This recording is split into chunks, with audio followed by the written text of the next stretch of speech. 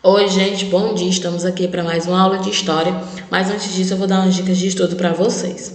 Procure um lugar silencioso, tenha sempre perto de vocês lápis, caneta e borracha, o livro de história e o caderno de vocês para vocês fazerem as devidas anotações, ok? A gente vai falar sobre os anos de chumbo no Brasil. E o que foi esses anos de chumbo? A expressão anos de chumbo surgiu na década de 1970, não só no Brasil, mas também em diversos países da Europa. Anos de chumbo refere-se a um período violento de intolerância política entre a extrema esquerda e a extrema direita. No Brasil, propriamente dito, os anos de chumbo estão relacionados diretamente com a ditadura militar no Brasil. O regime foi iniciado porque os militares tinham como foco afastar o presidente João Goulart e os seus aliados. O propósito do golpe militar era fazer uma limpeza nas instituições para tirar os comunistas, adversários de quartéis, e extinguir o Congresso brasileiro. A economia que ia bem no país durante os anos de chumbo foi um dos pilares que sustentaram o regime militar, fazendo com que durasse 21 anos. Foi de 1º de abril de 1964 a 15 de março de 1985. O milagre econômico, né, que teve nesse período. Esse período da economia brasileira, que aconteceu durante os anos de chumbo, foi marcado pelo crescimento do país, cerca de 10% ao ano. Além disso, a economia atingiu, em 1973, uma marca recorde do Produto Interno Bruto, que aumentou 14%. O chamado milagre econômico aconteceu durante o governo do presidente Emílio Médici. Para que isso fosse alcançado, o regime militar conquistou um acentuado crescimento econômico com taxas baixas de inflação. Com isso, conseguiu a injeção de capitais estrangeiros e o apoio das empresas nacionais, com capital de giro em alta. Foi possível a realização de grandes obras pelo país. Apesar desse aumento significativo, apenas uma parte da população foi privilegiada, a classe média. As camadas mais desfavorecidas da sociedade se tornavam cada vez mais às margens e, consequentemente, as favelas aumentaram, crianças foram abandonadas e a maioria dos brasileiros passaram por necessidades diversas. O governo mantinha a ideologia de que primeiro o país precisava enriquecer e depois dividir essa riqueza. As institucionais, né? No período que compreende a ditadura militar, foram criados 16 atos institucionais, regulamentados por 104 atos complementares. Segue a lista de algumas, né? O ato institucional 1 tinha 11 artigos, que possibilitava ao governo militar diversos poderes, como alterar a Constituição, cassar leis legislativas, suspender direitos políticos por 10 anos. Além disso, foi criada uma carta livre para demitir ou aposentar compulsoriamente qualquer pessoa que tivesse atentado contra a segurança do país, o regime democrático e a probidade da administração pública. O ato institucional 2, com a instituição do AI-1, AI-2, foi reafirmada a queda da democracia.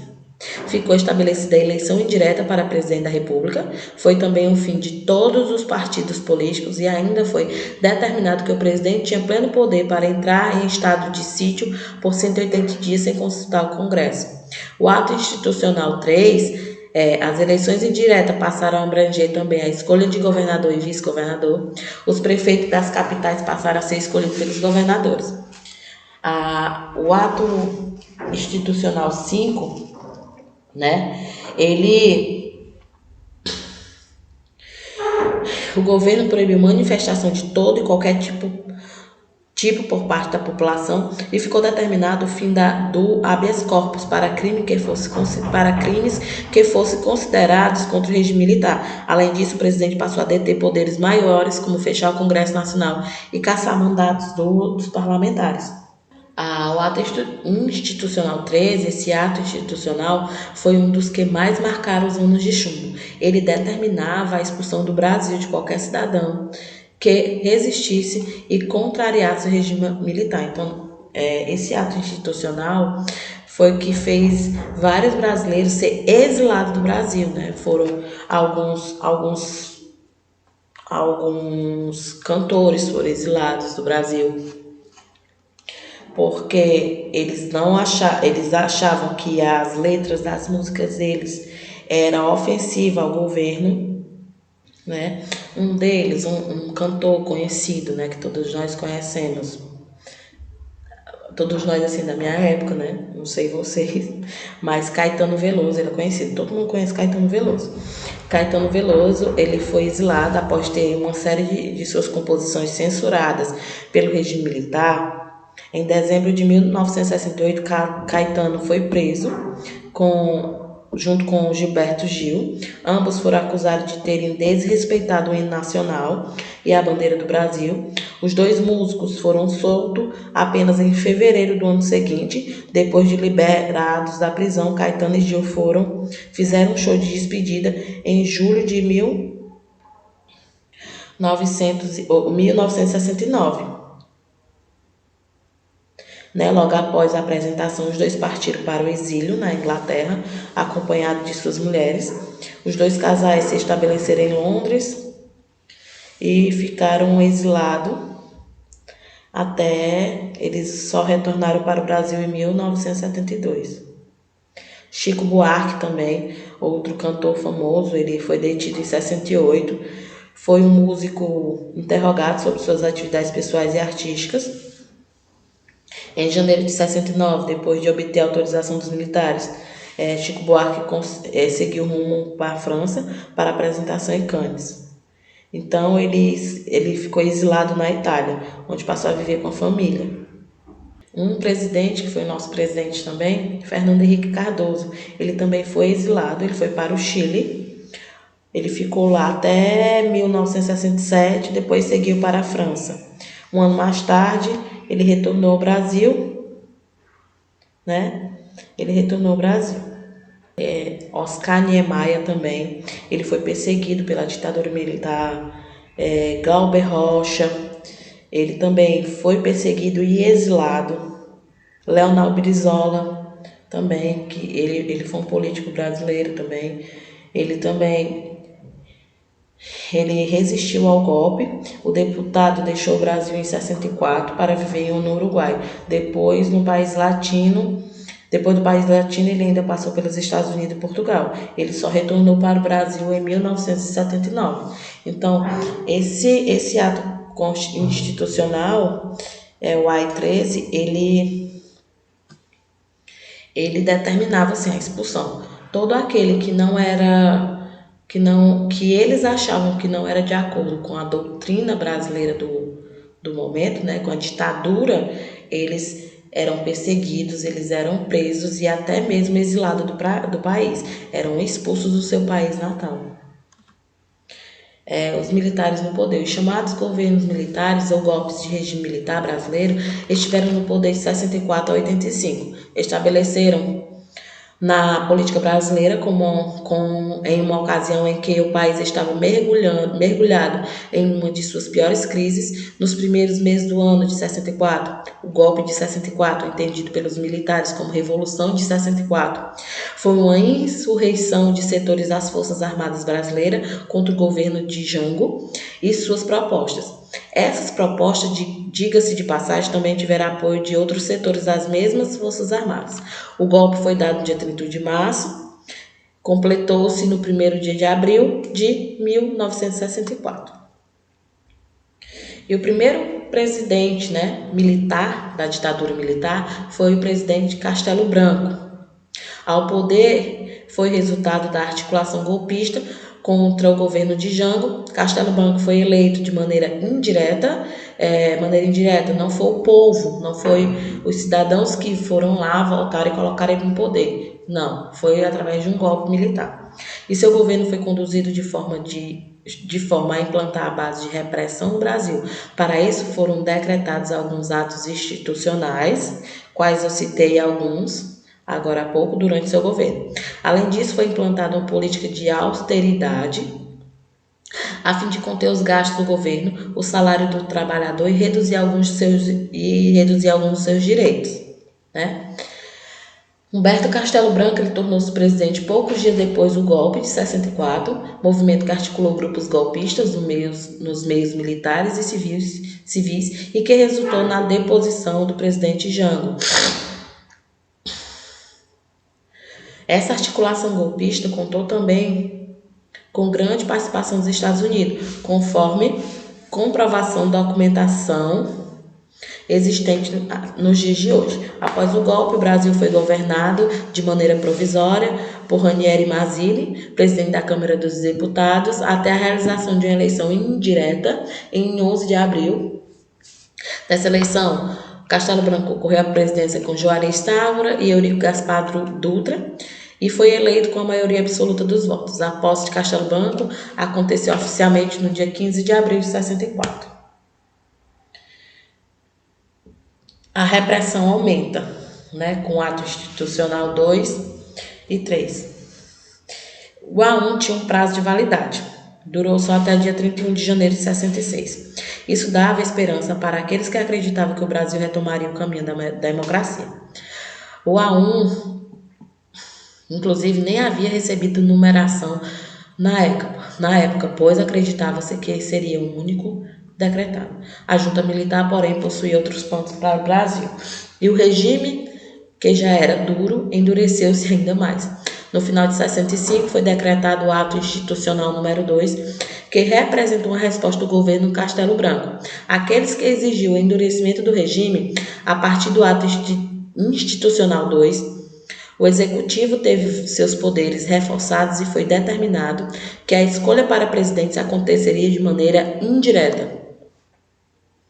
Agora ao governo de Costa e Silva, né? Arthur Costa e Silva foi o segundo presidente do Brasil durante o período da ditadura militar, governando o país de 67 a 69. O Costa e Silva marca o início das medidas desenvolvimentistas que levaram ao milagre econômico, além de ter sido marcado por ter iniciado os anos de chumbo.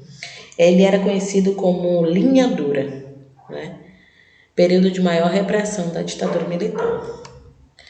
Arthur Costa e Silva ele assumiu a presidência no dia 15 de março de 67, após vencer uma eleição indireta que foi disputada em 66 e do qual ele foi o único candidato. A vitória de Costa e Silva para assumir a presidência foi resultado de uma campanha no interior do próprio exército para que o aparato de repressão da ditadura aumentasse.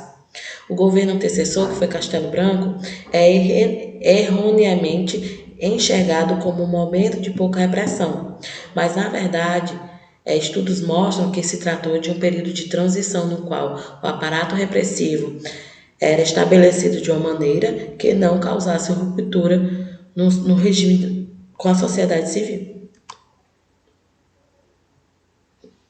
O ato institucional número 5, os movimentos de ruas e greves que tomaram conta do país no período em que Costa e Silva permaneceu no poder causavam grande instabilidade ao governo militar. Como vimos, a classe média já havia tomado posição contrária ao governo devido à morte do estudante Edson Luiz e ao endurecimento do regime de então. Muitos exigiam liberdade de expressão e política. No Congresso Nacional, parlamentares passaram a fazer discursos inflamados que ameaçavam bastante o governo de Costa e Silva. Mas um parlamentar incomodou em especial com seus discursos consistentes. O nome dele era Márcio Moreira Alves. Ele era um jornalista e político brasileiro que nasceu em 1936 no Rio de Janeiro. Foi filiado ao MDB e em 1966 se colocou contra o regime militar quando o ato institucional número 1 foi estabelecido. Costa e Silva exigiu que o Congresso Nacional abrisse processo contra o parlamentar e o expulsasse. O plenário acabou votando a favor do deputado Márcio Moreira Alves, o que gerou uma forte reação por parte do regime militar e, por isso, foi criado o ato institucional número 5. foi considerado o mais violento, censurador e arbitrário de todos os atos institucionais. Temendo a rigidez desse ato, o deputado Moreira Alves refugiou-se fora do Brasil. Dentre os principais pontos do ato institucional número 5, destacam-se a concessão de poderes ao presidente para fechar o Congresso Nacional. O poder judiciário passou a ser controlado pelo presidente. O presidente passou a ter poder de cassar mandatos de qualquer político. Poderia ser suspenso o direito ao habeas corpus, que era o impedimento de qualquer acusado de crime político. E foi criada a lei da censura à imprensa, à música, ao teatro e ao cinema. Tudo passava pelo rígido controle que observava se havia qualquer mensagem ou estímulo contra o regime militar. Ok? Aqui eu fiz para vocês um pequeno resumo do que foi os anos de chumbo, né? Quem apoiou o golpe militar em 64 foi alguns empresários, imprensa, a classe média dos Estados Unidos, ok? O sistema partidário era bipartidarismo, né? Que a situação era arena, oposição concedida pelo MDB. Ok? Os movimentos de resistência, tinha frente ampla, era a arte, cinema, música, as lutas armadas, movimento operário. Os presidentes dessa época foram Castelo Branco, Costa e Silva, Médici, Geisel, né? Nessa época foram criados atos institucionais, a quais alguns eles proibiam, né? Algumas composições, todos aqueles que eram contra, né, a ditadura militar, que se opuseram contra a ditadura militar, era severamente, eles eram presos, eles eram exilados do país.